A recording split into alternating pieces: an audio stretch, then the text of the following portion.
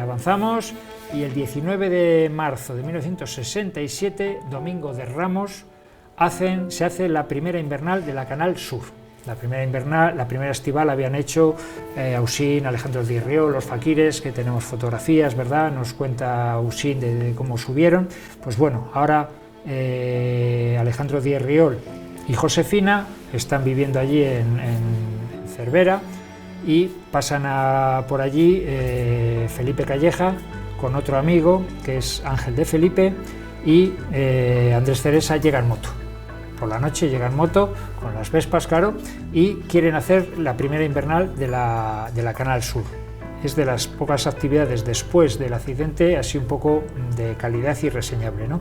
Son las primeras fotografías, o de las primeras fotografías en color. Tienen poco material. Ángel de Felipe llega en pantalones vaqueros sin nada de material.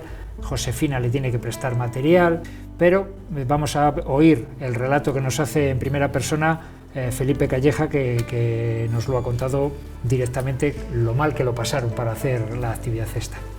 Bueno, pues el recuerdo es que había quedado con Alejandro y entonces fui a dormir la noche anterior.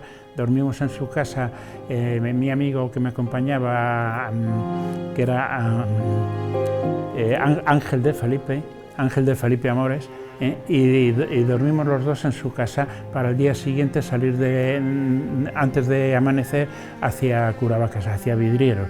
Luego llegó Andrés Ceresa en su Vespa, y a las 7 de la mañana ya estábamos en los prados de Vidrieros.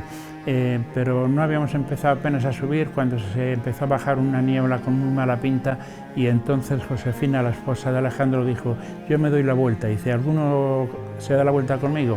Y no acompañamos ninguno, y ella quedó sola allí al pie de la montaña, que estuvo todo el día esperándonos. Bueno, la niebla cada vez más cerrada, la temperatura cada vez más baja, bueno, hasta el punto de que la cuerda, que era de las de alpinismo entonces, que era cáñamo, no era como las de ahora, ¿no? Pues se congelaba y permanecía rígida. No nos veíamos del cuarto de la cordada al primero, que era Alejandro, no nos veíamos por la niebla.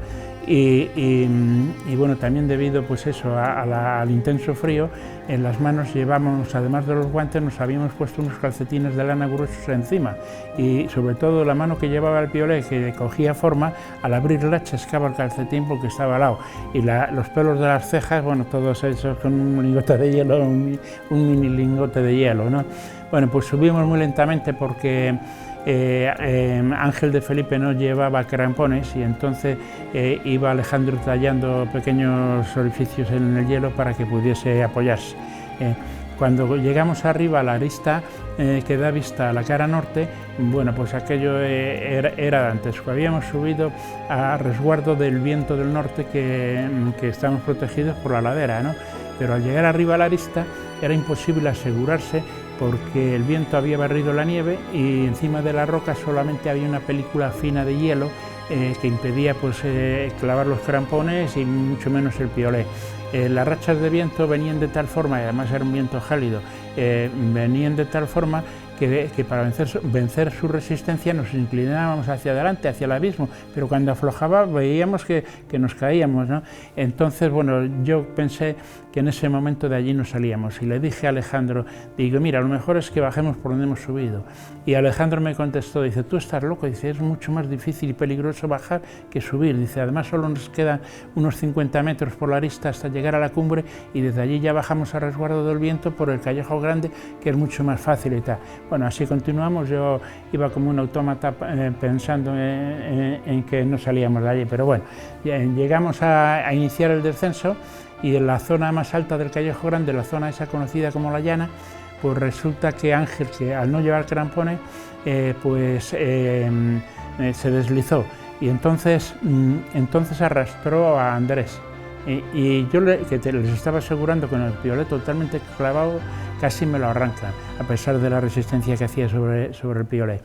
y si me hubiesen arrastrado a mí el piolet, seguro que se la habían arrastrado también a Alejandro, porque ya tres cuerpos tirando es mucha resistencia, ¿no?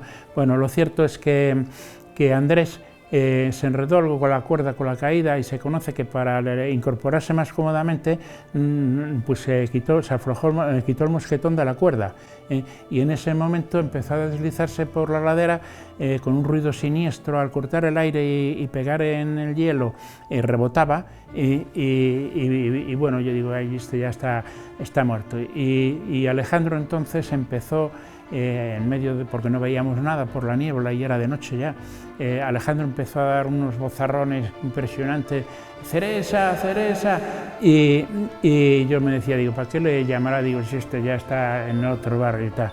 Y así seguimos bajando en péndulo, entre Alejandro y yo le bajábamos en péndulo a Ángel de Felipe, muy lentamente, hasta que llegamos abajo, ¿no? Entonces Josefina, al ver que llegó Andrés, que además bajó con una pequeña herida en una pierna y demás, y ver que nosotros no llegábamos, pues entró en pánico, bajó a la cantina de vidrieros, y los mozos que estaban jugando allí a la partida eran de una pasta especial entonces aquella gente, ¿no? Pues les faltó tiempo para subir a buscarnos, y prendían los brezos unas grandes hogueras para ver si nos orientaban a través de la niebla, y en cuanto llegamos donde estaban ellos, bueno, pues les faltó poco para bajarnos a hombros, porque no les dejamos, pero si no nos hubiesen bajado a hombros, ¿no? Y más o menos, digamos que esa es la historia de esa batallita. Bueno, pues después de este relato que nos ha hecho Felipe, pues ya vemos lo mal que lo pasaron. Aquí hay bastantes fotografías que hicieron en la ascensión, y bueno, pues nada que añadir a lo que nos ha contado alguien que lo vivió en primera persona, ¿no? Que vaya susto, ¿eh? Sí, sí, lo tuvieron que pasar mal. Y bueno, pues aquí tenemos un recorte de prensa de noviembre de ese año, del 67, en el que habla de esa primera invernal de la Canal Sur, ¿no? Alejandro pues escribe sus artículos para el diario palentino, ¿no? Si lees el relato de Alejandro en el periódico, se te ponen los pelos de punta, porque lo pasan fatal, fatal, fatal. Debía hacer muchísimo frío, y el material de la época pues que era malo, así directamente, ¿no?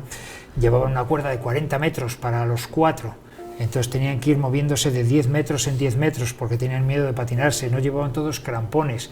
Bueno, una auténtica locura, ¿no? Ahora, bueno, pues Felipe nos va a enseñar esto que tengo yo aquí en fotografía, que es el material empleado en la época, nos lo va a enseñar en directo él. Este es el piolet y los crampones que utilicé para la Canal Sur. Les compré en una tienda que había en la plaza de Cascorro, en Madrid, que se llamaba La Flecha de Oro. Y bueno, es un buen piolet, está hecho en Chamonix y tal. El único mejor que este en aquella época era el de Walter Bornati, el italiano aquel que fue un gran alpinista también, ¿no? Después me desaparecieron el piolet, los crampones y la libreta los tenía guardados en un armario, en una cochera de mi padre, y me desaparecieron, y hasta hace muy poco, en una comida con mi hermano pequeño, pues salió a relucir que se los había agenciado, que heredó la afición al montañismo. Contigo estaba en alguna ocasión, me parece. Pues seguimos avanzando, y el 29 de agosto del 67 suben por la vía del Portillo, que tenemos aquí esta fotografía todavía con mucho nieve para ser agosto, hay mucha nieve. Pues sube Alejandro y Josefina con unos cuantos alemanes que están en ese colegio de alemanes que hemos hablado. Sí, es verdad, me estaba viendo el recuerdo. Durante unos años ese colegio de alemanes da mucha vida en Cervera de Pisuerga, y bueno, pues son los alemanes que vienen muchas veces aquí, son aficionados a la montaña, y Alejandro y Josefina les llevan a Curavacas. Aquí en estas fotografías les vemos pues con la cruz todavía de los barruelanos impecable, le vemos con la Virgen de las Nieves todavía impecable, y fotografías en color. Pues bueno, el 18 de febrero del 68 hay un artículo de Josefina en el diario palentino con una poesía de Curavacas que la llama de diosa de la montaña palentina. Bueno, como ves, era una pareja incansable. Si no estaban subiendo montañas, estaban escribiendo, y les debemos muchísimo los montañeros de Palencia a Alejandro y a Josefina. Bueno, pues también en mayo del 68, ya estamos acabando esa decena de los 60. Mayo del 68. Mayo del 68. A mí me suena otra cosa, el mayo del 68.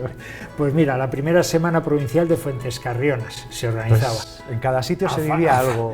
A falta de actividad montañera, que ya te digo que estaba muy restringida por esa losa del accidente, pues sí que es verdad que los montañeros que hacían montaña en esta época organizaban muchas cosas, y entre ellos pues esta primera semana provincial de Fuentes Carrionas, en que se hacen una serie de conferencias, ¿no? Y de ponencias y de cosas de esas, ¿no? Que sobre todo a los políticos les gustan mucho. Y ahora vamos a ver a Uxín, que nos cuenta un poco por las actividades que se desarrollaron en este periodo de poca actividad montañera, pero mucha labor federativa, etcétera, etcétera, ¿no? Entonces, bueno, pues ahora vamos a escuchar a Miguel, que nos lo cuenta. Se crearon los clubs, tanto el Club Espigüete y posteriormente el Club Fuentes Carrionas, que estando yo de delegado provincial de la Federación, les ayudé económicamente para que formaran el club, animándoles. Estaba una chica que se llamaba Rosa, no sé si te acuerdas tú, que su padre era ciego y tenía un kiosco de periódicos en la avenida Valladolid. Pues esa chica era muy aficionada, y una pareja suya, otro, eran animados. Y entonces económicamente les ayudamos para que el club, y sobre todo darles pistas de los pasos que había que dar para crear un club, estar en relación con la Federación Castellana, que residía en Madrid. La Federación Castellana, igual que la española, tenía su sede en Madrid, que entonces era el delegado Casado, que estuvo varias veces aquí en Palencia con nosotros. Luego sería el montañero lebaniego, presidente de la Federación Española en Madrid, este ingeniero, ¿cómo se llama? Odriozola, que vino muchas veces a Palencia, estuvo en un campamento internacional que organizamos en Pineda, en Pineda, pero en la parte alta próximo entre los dos Cardaños, que hubo 1000 acampados, estuvo también Odriozola, que le acompañamos a hacer una marcha, o subir a Espigüete o a Curavaca, ya no me acuerdo muy bien, y hubo 1000 acampados, y ahí hubo una actividad tremenda y se desarrolló mucho el montañismo en aquella época. Claro, eso ya es con posterioridad todo esto, ya casados todos. En relación con el Frente Juventudes, yo custodiaba el poco material que quedaba. Tenían material guardado de esquís, de piolés, de cuerdas, lo custodiaba yo, me habían dicho que lo tuviera yo en contacto y tal. Y a partir de ahí empezamos a hacer alguna actividad. Bueno, una de ellas, la que hicimos Alejandro, que fue en junio por la cara norte, y dormimos en Cervera de Pisuerga, en la residencia de la sección femenina. Salimos a las 6 de la mañana y llegamos al chozo del tío Vicente, llegamos a las 5 de la tarde. Y me acuerdo que había tanta nieve, iba Pajarillo, iba Cisneros, y tenía un problema de una irritación cutánea, y iba sin ropa, con la mochila. Y cuando llegamos en la zona donde había nieve, se revolcaba en los neveros porque tenía un picor que no podía. Estando allí montando el campamento al lado del chozo del tío Vicente, Pajarillo dijo: yo, si subo mañana ahí, yo no me ato con estos, nos decía, porque íbamos varios nuevos. Estaban Coloma, Cabanillas y yo, que éramos nuevos, éramos chavales de 16 años, y ellos querían, y estaba la nieve, llegaba hasta debajo del pozo de Curavacas, llegaba la nieve, pero helada. Él subió por la tarde un poco a ver cómo estaba el panorama y dijo: está tremendo aquello, hay unos neveros de hielo tremendo. Subimos, no sé cómo subimos, porque tampoco nos pudimos encordar, por la rimera de la nieve entre la pared y tal, por la rimalla, por ahí llegamos hasta la senda del notario, y ya llegamos a la cumbre. Y al bajar pues fue un poco arriesgado porque la nieve estaba durísima, y bueno, me acuerdo de aquella ascensión y del hecho de Felicísimo, su situación, que estaba con una irritación, algo que le había sentado mal y tal. Y bueno, pues como vemos, pues no se estaba haciendo igual mucha actividad, sí que se estaba haciendo actividad, pero no demasiada, y sobre todo se estaban sentando las bases de resurgir del alpinismo que iba a venir después, ¿verdad? Dejar todo listo para lo que pudiera venir en los 70, ya casi. Exactamente. En el 68, otro artículo de Alejandro, en diciembre del 68, el artículo de Alejandro en el diario Palentino. Hay un relato de Curavacos que se ha utilizado mucho, ¿no? Que empieza con una frase muy bonita que dice: quisiera con mi alma que estas líneas fueran las más maravillosas que hayan salido de mi pluma, porque tú eres, Curavacas, la quinta esencia de nuestras olvidadas cumbres. Bueno, pues es un texto muy bonito que se ha utilizado, es parte de la introducción del libro, ¿no? Y el 29 de enero del 69, artículo de Josefina sobre el lago de Curavacas. Y ya por último, pues en el 69, también en mayo del 69, vuelven a hacer la segunda semana provincial de Fuentes Carrionas. Mismas conclusiones que el año anterior, que lo que hace falta son comunicaciones, que se revitalice la zona, y bueno, pues 60 años después seguimos un poco en las mismas, ¿verdad? Con esto pues ya acabamos este capítulo de después del accidente, que coincide con todos estos años 60, y ya continuaremos con la historia la próxima semana. Venga, pues tendrá que ser así. Muchas gracias, Tete, como siempre, por habernos acercado un poco más a esta historia del Curavacas.